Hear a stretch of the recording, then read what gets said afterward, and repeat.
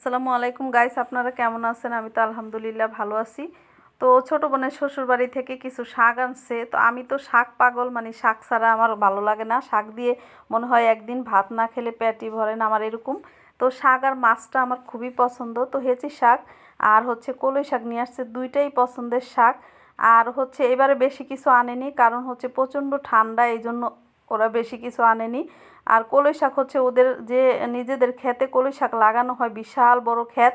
তো এবার হচ্ছে ওদের এইখানে কলই শাকটা এখন পর্যন্ত হয়নি। তো আরও কিছুদিন সময় লাগবে। তো এই শাকগুলো হচ্ছে পাশে অন্য একজনের ক্ষেত থেকে হচ্ছে ওদেরকে দিয়েছিল। তো অল্প কিছু শাক আনছে, তো সেখান থেকে আমাকে হচ্ছে কিছুটা শাক দিয়েছে, ছোট বোন বলে কথা। তো বোনে সব সময় শাক আনলে আমাকে অনেকগুলা করে কলই শাক দেয়, আমার পছন্দ সেই জন্য। তো যাই আনুক দেশের বাড়ি থেকে সব কিছুই হচ্ছে আমাকে দিয়ে খায়, কখনো হচ্ছে একা খায় না। তো আমার বোনটা এতটাই ভালো, মানে আমাকে খুবই ভালোবাসে। তো যাই হোক, হেঁচি শাকগুলাই যে দিয়েছে, তারপরে হচ্ছে কলই শাক, তারপরে হচ্ছে আর এই যে একটা জালি আনছিল, তো অনেক কচি জালিটা। আমি বললাম ওকে রান্না করে তারপরে দিও, বলছে না আপু তুমি অর্ধেক নিয়ে যাও, তোমার মতো করে রান্না করে খেয়েও। তো আমি এটা রেখে দিছি, কালকে চিংড়ি মাছ দিয়ে হচ্ছে রান্না করব। আর হচ্ছে অল্প কিছু ধনে পাতা, দেশি পাতাটা এত সুন্দর স্মেল গ্রান, কি বলবো পাতার। তো কালকে হচ্ছে আমি ডালের রেসিপি দিব আপনাদেরকে, সেই ডাল দিয়ে এই ধনে পাতাটা রান্না করব। তো যাই হোক রেখে দিলাম। আর এই যে এখন হচ্ছে শুকনা মরিচ দিয়ে তেলের ভিতরে একটু ভেজে নিব। আর কলই শাকটা একদম টাটকাই ভাজি করে নিব। আর এই কলই শাকটা কিন্তু শীতের দিনে ভাত দিয়ে খেতে এত ভালো লাগে, কি বলবো। আমার তো মানে কলই শাক হলে মনে হয় যে অনেকগুলো ভাত খেতে পারি, খুবই ভালো লাগে। আর এমনিতেও হচ্ছে আমি বাটিতে করে নিয়ে খাই, আমার কাছে ভালো লাগে। আর আমি হচ্ছে কলই শাকটা যেভাবে রান্না করি, এভাবে রান্না করলে হচ্ছে শাকের কালারটাও সুন্দর থাকে আর খেতেও ভালো লাগে, ঘ্রাণটাও খুব ভালো আসে। তো অনেকে হচ্ছে শাকটাকে আগে সেদ্ধ করে ঢেকে তারপরে বাগার দেয়। তো আমি কখনো ওইভাবে রান্না করি না। ওইভাবে রান্না করলে হচ্ছে শাকের কালারটা চেঞ্জ হয়ে যায়, লাল হয়ে যায়। আর শাকটা খেতে একটু চুকা চুকা লাগে আর কি, তো টকটক লাগে। তো সেই জন্য আমি হচ্ছে ওইভাবে রান্না করি না। আর এইভাবে আমি যেভাবে রান্না করতেছি, এইভাবে রান্না করলে শাকের কালারও সুন্দর থাকে আর শাকের একটা অন্যরকম টেস্ট হয় খেতে।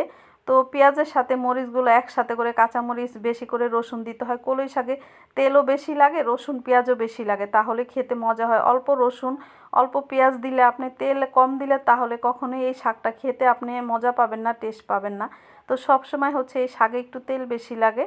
তো যাই হোক আমি তেল দিয়ে দিছি পরিমাণ মতো বেশি করে। আর হচ্ছে পেঁয়াজ, আর এখানে দুইটার মতো রসুন কুচি করে দিছি, বড় বড় সাইজের। আর দুইটা পেঁয়াজ দিচ্ছি, দিয়ে তারপরে হচ্ছে এইভাবে বাগার দিয়ে নিতেছি। তো অনেকে হচ্ছে আদা কুচি দিয়ে শাকের ভিতরে খায়, তো আমার ঘরে হচ্ছে আদা কুচিটা আমি একদম পছন্দ করি না শাকে, সেজন্য দিলাম না। আপনারা চাইলে কিন্তু দিয়ে নিতে পারেন, তাহলে ওইটাও কিন্তু অনেকটা টেস্ট হয়, তো যে পছন্দ করে। তো যাই হোক আমার শাকটা কিন্তু প্রায় অর্ধেক হয়ে আসছে। তো ভিডিওটা যদি ভালো লাগে কলই শাকের, অবশ্যই শেয়ার করে দিবেন, লাইক দিবেন, সাবস্ক্রাইব দিবেন, পাশে থাকবেন। তো এই তো ভাজি করে নিলাম, দেখুন একদম কমে অল্প একটু হয়ে গেছে শাক, একদম সেদ্ধ হয়ে গেছে। আর এই শাকে কিন্তু একটুও পানি রাখা যাবে না, পানি থাকলে শাক খেতে টক লাগবে। আর পানিটা শুকিয়ে নেবেন আর উদাম করে এইভাবে ঢাকনা ছাড়া ভাজি করবেন, দেখবেন শাক একদম সবুজ থাকবে আর খেতেও ভীষণ মজা হবে। তো গরম ভাতের সাথে আমি দুপুরবেলা খেয়েছি, এত ভালো লাগছে কি বলবো। আর আমি না শাকটা ভাজি করে অনেকটা শাক খেয়ে নিছি শুধু শুধু এমনিতেই। তো এই শাক এমনিতে খেলেও ভালো লাগে।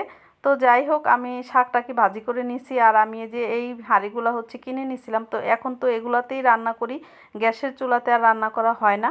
তো এই তো শাকের পানি শুকিয়ে দেখুন শাকটা একদম কমে অল্প একটু হয়ে গেছে। তো আমরা হচ্ছে